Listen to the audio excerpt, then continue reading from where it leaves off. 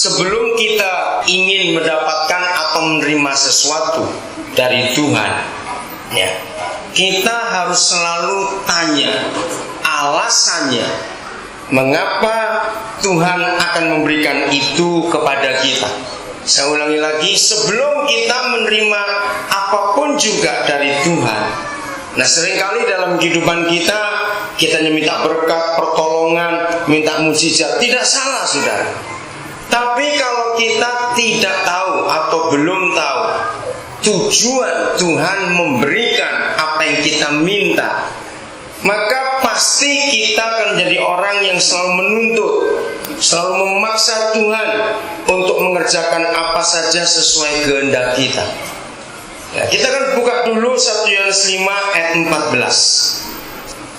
Jadi sebelum kita sibuk dengan doa-doa kita, sibuk dengan semua yang kita rindukan, yang kita perlukan, kita rindu mujizatnya, maka kita harus tahu dasarnya dulu. Ya. 1 Yohanes 5 ayat yang ke-14. Begini yang Tuhan katakan kepada kita. Dan inilah keberanian percaya kita kepadanya. Garis bawahi kata keberanian. Oke, saya ajak saudara datang dulu, memikir dulu begini. Sekalipun kita warga negara Indonesia, sulit nggak ketemu presiden kita? Pasti sulit, walaupun kita warga negara Indonesia. Tapi ada satu hal yang mendorong kita untuk berani bertemu dengan presiden kita. Kalau kita tahu ada sesuatu yang bisa cocok dengan hatinya. Maaf, saya beri contoh. Sebagaimana kita tahu, presiden kita sekarang juga mencalonkan diri untuk jadi calon presiden buat pemilu yang akan datang. Betul?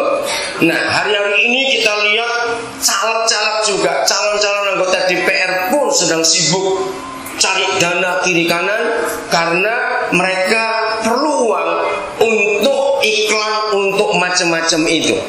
Ngerti maksud saya sekarang ya? Nah, kalau saudara mau ketemu presiden bawa uang yang cukup banyak dengan memberitahukan bahwa saudara akan menjadi pendukungnya dan akan beri uang ini, maka saudara punya keberanian nggak untuk datang? Ngerti maksudnya? Betul nggak? Pasti punya keberanian dan kita tidak akan ragu-ragu. Pasti Pak SBY akan terima karena kita datang bawa apa yang dia butuhkan. Nah, konsep ini harus ada dalam kehidupan kita. Dan inilah keberanian percaya kita kepadanya. Apa? Yaitu bahwa Ia, Bapa di surga, mengabulkan doa kita jikalau kita meminta sesuatu kepadanya menurut kehendak-Nya. Tidak ada jaminan lain yang membuat kita berani datang kepada Bapa di surga kecuali satu hal ini, yaitu kita tahu Dia mengabulkan yang kita minta sesuai dengan kehendak. Berarti sebelum kita minta sesuatu, mengharapkan sesuatu, maka kita harus tahu dulu apa yang Dia rindukan, apa yang Dia suka, apa yang cocok dengan hatinya. Harus begitu dalam kehidupan kita. Saya percaya semua orang tua juga akan begitu kepada anak-anaknya. Sekalipun orang tua anak itu orang yang paling kaya, tidak mungkin orang tua tanpa hikmat memberikan apa saja yang diminta oleh anaknya. Nah, saudara, itulah konsep yang kita harus miliki, bahwa kerinduan kita adalah lebih dalam lagi untuk mengenal Dia. Nah, kalau kita bisa mengenal Dia, maka kita akan tahu apa yang berani kita minta dan apa yang kita tidak berani untuk memintanya. Mari saya berikan beberapa contoh. Yohanes pasal 11. Jadi mulai hari ini jangan kita menjadi anak dari pencipta alam semesta yang taunya cuma minta, lalu kalau Dia tidak menuruti kita kecewa. Jangan. Kita harus mulai mengerti apa yang terbaik buat dia dan juga buat kita. Yohanes 11 ayat yang ke-39 mulai saya baca. Kisah tidak asing lagi buat kita, tapi kita akan lihat apa motivasinya, mengapa Bapa di surga mengabulkan itu. Kata Yesus ayat 39 Yohanes 11, angkat batu itu. Marta, saudara orang yang meninggal itu, berkata kepadanya, Tuhan, ia sudah berbau, sebab sudah 4 hari ia mati. Jawab Yesus, bukankah sudah kukatakan kepadamu, jikalau engkau percaya, engkau akan melihat kemuliaan Tuhan. Maka mereka mengangkat batu itu. Lalu Yesus menengadah ke atas dan berkata, Bapa, aku mengucap syukur kepadamu karena engkau telah mendengarkan aku. Aku tahu bahwa engkau selalu mendengarkan aku, tetapi oleh karena orang banyak yang berdiri di sini mengelilingi aku. Saya ulangi lagi 42. Aku tahu bahwa engkau selalu mendengarkan aku, tetapi oleh karena orang banyak yang berdiri di sini mengelilingi aku, aku mengatakannya supaya mereka percaya bahwa engkaulah yang telah mengutus aku. Dan sesudah berkata demikian, berserulah ia dengan suara keras, Lazarus, marilah keluar. Orang yang telah mati itu datang keluar.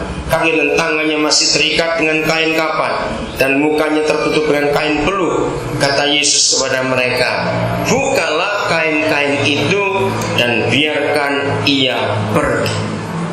Saudara lihat motivasinya, karena orang banyak yang berdiri di sini. Ini contoh yang pertama. Jadi apapun juga yang kita kerjakan, saudara, kita harus tahu dampaknya ke orang-orang di sekitar kita itu seperti apa. Catat ini, kemungkinan sangat kecil Tuhan sebagai ayah akan memenuhi permintaan kita kalau permintaan itu hanya untuk kepentingan diri kita dan keluarga kita saja. Catat itu. Ngerti maksudnya? Akan kecil sekali kemungkinannya dia akan menjawab, dia akan memberikan apa yang kita minta. Kalau jelas-jelas apa yang kita minta itu hanya untuk diri kita dan untuk keluarga kita saja, sangat kecil kemungkinan. Ingat ini baik-baik. Kenapa begitu? Karena prinsip Abraham. Jangan lupa, Abraham adalah nenek moyang kita. Ketika pertama kali Yahweh menemui Abraham dengan jelas, aku akan memberkati engkau supaya, teruskan, supaya apa? Ayo, olehmu supaya apa? Cepat. Semua bangsa dapat berkat. Nah, jangan lupakan konsep itu.